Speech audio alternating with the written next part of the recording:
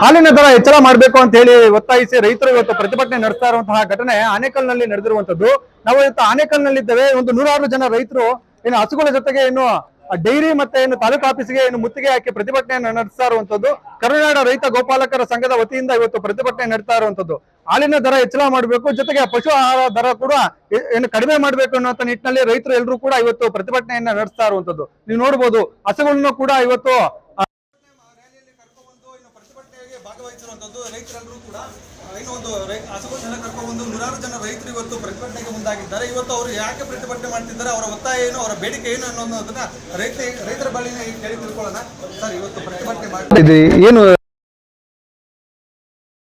35 ರೂಪಾಯಿ ಸರ್ ಹಾಲಿನ ದರ, ಇಲ್ಲಾಂದ್ರೆ 50ರಿಂದ 60 ರೂಪಾಯಿ ಮಾಡ್ಬೇಕು ಸರ್. ಈಗಿನ ಪರಿಸ್ಥಿತಿಗೆ ರೈತನ ಬದುಕಾಗ್ತಾ ಇಲ್ಲ ಸರ್. 10 ಲೀಟರ್ ಹಾಲು ತಗೊಂಡ್ರೆ 350 ರೂಪಾಯಿ ಬರ್ತದೆ ಸರ್. 350 ತಗೊಂಡ್ರೆ 2 ಲೀಟರ್ ಪೆಟ್ರೋಲ್ ಕೂಡ ಬರ್ತಿದ್ದಂಗೆ ಆಗ್ಬಿಟ್ಟಿದೆ ಸರ್. ಇವಾಗ ಎಣ್ಣೆ ರೇಟ್ ನೋಡಿದ್ರೆ 150 ಸರ್. ಇವರು ಅದೇನೋ ಬಾರಲ್ಲಿ ಮಾರ್ತಾರಲ್ಲ, ಆಲ್ಕೋಹಾಲ್ ಬೇಕಾದ್ರೆ 50ರಿಂದ 60 ರೂಪಾಯಿ ತಸ್ತಾರೆ ಸರ್ 90ಗೆ. ಹಾಲ್ ರೇಟ್ ಮಾತ್ರ ಇನ್ನ 35 ರೂಪಾಯಿ ಮಾಡಿದವ್ರೆ ಸರ್ ಇವರು. ಪಶು ಆಹಾರ ನೋಡಿದ್ರೆ 100 ರೂಪಾಯಿ ಇತ್ತು, 1200, 2000 ಗಂಟೆ 1000. ಹಾಲಿನ ದರ ಮಾತ್ರ 35ರಲ್ಲೇ ಇರಬೇಕು. ಹಾಲಿನ ದರ ಮೇಲೆ ಕತ್ತಬಾರ್ದು. ಹಾಲಿನ ದರ ಮೇಲೆ ಕತ್ತಿದ್ರೆ ರೈತನ ಚೆನ್ನಾಗಿ ಆಗ್ಬಿಡ್ತಾರಲ್ಲ. ರೈತನ ಚೆನ್ನಾಗಿ ಆಗ್ಬಿಟ್ರೆ ಇವ್ರನ್ನ ಕೇಳೋರು ಯಾರು ಇರಲ್ಲ. ರೈತನ ಯಾವತ್ತು ತುಳಿದೇ ಇವ್ರು ರಾಜಕೀಯ ಮಾಡ್ಬೇಕು. ರಾಜಕಾರಣಿಗಳು ರೈತನ ಯಾವತ್ತು ತುಳಿದ್ರೆ ತಾನು ರಾಜಕೀಯ ಮಾಡಕ್ಕಾಗೋದು. ರೈತನ ತರ ಉತ್ತೇಜನ ಮಾಡ್ಬಿಟ್ರೆ ಎಲ್ಲ ರಾಜಕೀಯ ಮಾಡಕ್ ಆಗ್ತೈತಿ ಇವರು ಸರ್. ಇವತ್ತಿನ ಪರಿಸ್ಥಿತಿಗೆ 50 ಅಲ್ಲ 60 ರೂಪಾಯಿ ಕೊಟ್ಟರು ಸಾಲಲ್ಲ ಸರ್. ಹಂಗಾಗ್ಬಿಟ್ಟೈತೆ. 10 ಲೀಟರ್ ಹಾಲು ಕರೆದ್ರೆ 600 ರೂಪಾಯಿ ಸರ್ ಆಗೋದು. ಒಂದು ತಿಂಗಳಿಗೆ ಎಷ್ಟಾಗ್ತೈತೆ ಸರ್? 18,000 ರೂಪಾಯಿ ಆಗ್ತೈತೆ. ಯಾವ ರೀತಿ ಜೀವನ ಮಾಡೋದು? ಅಲ್ಲ, ಈಗ ಪ್ರತಿಯೊಂದು ಸರ್ಕಾರಗಳು ಬಂದಂತ ಸಂದರ್ಭದಲ್ಲಿ ರೈತ ಪರ ಸರ್ಕಾರ ಅಂತಾರೆ, ಆದ್ರೆ ರೈತರಿಗೆ ಏನು ಬೆಂಬಲ ಕೊಡೋದಿಲ್ಲ.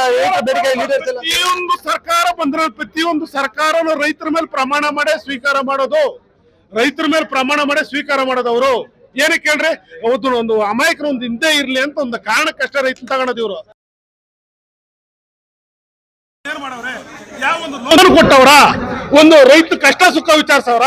ಇವಾಗ ನೋಡಿ, ಇಷ್ಟೊತ್ತಾಗೈತೆ ತಾಲೂಕು ದಂಡಾಧಿಕಾರಿಗಳು, ಹೆಸರು ದಂಡಾಧಿಕಾರಿಗಳು ಅವರು ಇಷ್ಟೊತ್ತಾಗೈತೆ ಸರ್. ನಾವು ಬಂದಿಲ್ಲೇ ಗೊತ್ತು.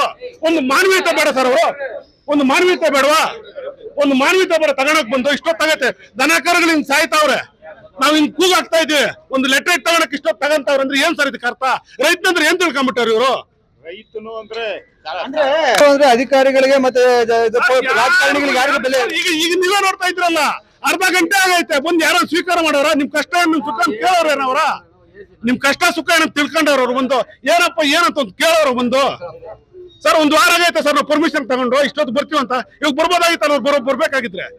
ಏನ್ ಕಾಯ್ಬೇಕಾ? ನಾಯಿಗಳ ನಾವು? ಇಲ್ಲ ಅವ್ರ ಲೆಕ್ಕದಲ್ಲಿ ನಾಯಿಗಳೇನು ಸರ್ ನಾವು? ಸರ್, ಒಂದಿನ ಹಾಲು ನಿಲ್ಸ್ಬಿಟ್ರೆ ಏನ್ ಮಾಡ್ತಾರೆ ಸರ್ ಅವರು?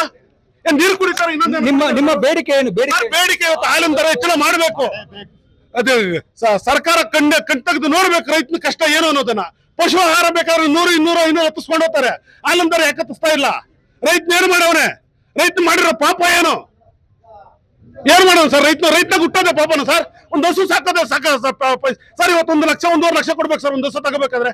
ಸರ್, ಒಂದು ಹಸು ಹಾಕ ಬರ್ಬೇಕಾದ್ರೆ ರೋಡಲ್ಲಿ ಎಲ್ಲ ಅಡ್ಡ ಹಾಕಂತಾರೆ ಸರ್ ಪೊಲೀಸರು. ಪ್ರತಿಯೊಬ್ರು ಹೀರೋಗಳಾಗ್ಬಿಟ್ಟವ್ರು ಸರ್ ಇವತ್ತು. ನಾನು ಸಾಕ್ತೇನೆ ಸರ್, ಒಂದ್ ಇಡೀ ಹುಲ್ಲಾಕೋನೆ ಅವನು ಇಲ್ಲ, ಗಾಡಿ ಅಡ್ಡ ಹಾಕ್ತಾನೆ, ಸಾವಿರಗಳು ಕೇಳ್ತಾನೆ ಸರ್. ನಮ್ಮನ್ನ ಗೋಶಾಲೆ ಸರ್, ಯಾರು ಸರ್ ಇದಕ್ಕೆಲ್ಲ ಉತ್ತರ ಕೊಡೋರು?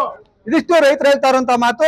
ನಾವು ಏನಂದ್ರೆ ಬೇರೆ ವಸ್ತುಗಳಿಗೆಲ್ಲ ಬೆಲೆ ಏರಿಕೆ ಮಾಡಿದ್ರೆ, ಆದ್ರೆ ರೈತರಿಗೆ ಕೊಡುವಂತಹ ಏನು ಹಾಲಿನ ದರ ಮಾತ್ರ ಹೆಚ್ಚಳ ಮಾಡಿಲ್ಲ. ಇದರಿಂದಾಗಿ ನಾವು ಪ್ರತಿಭಟನೆಯನ್ನ ಮಾಡ್ತಿದ್ದೀವಿ.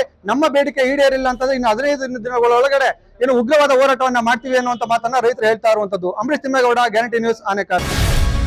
ಗ್ಯಾರಂಟಿ ನ್ಯೂಸ್, ಸುದ್ದಿ ಖಚಿತ, ನ್ಯಾಯ ನಿಶ್ಚಿತ.